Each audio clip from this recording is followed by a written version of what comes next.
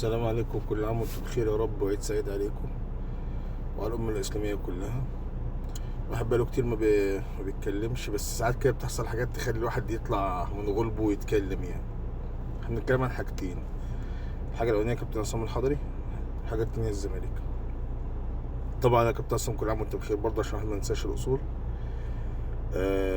بخصوص انت وزيزو يا كابتن، يعني انت ما ينفعش تتكلم عن زيزو لسببين او 3 اسباب.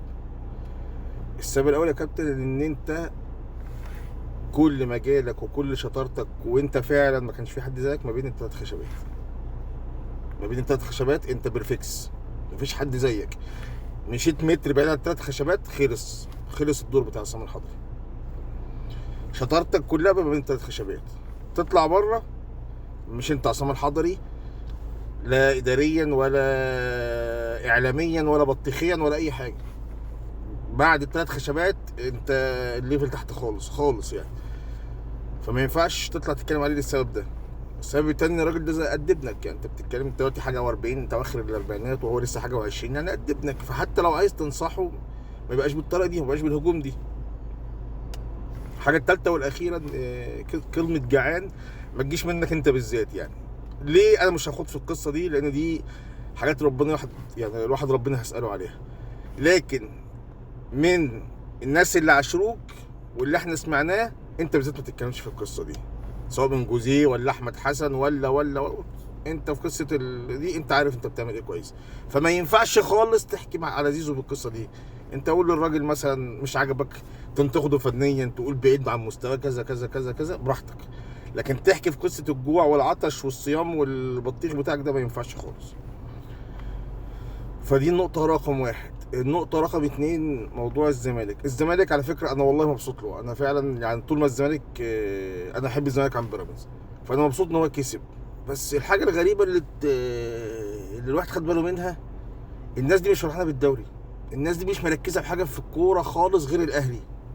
هم ما عندهمش قصة في حياتهم غير الأهلي. هم كاسبين، ناسين الدوري وناسين إن احنا نحتفل، هم قاعدين بس طالعين يتكلموا عن الأهلي.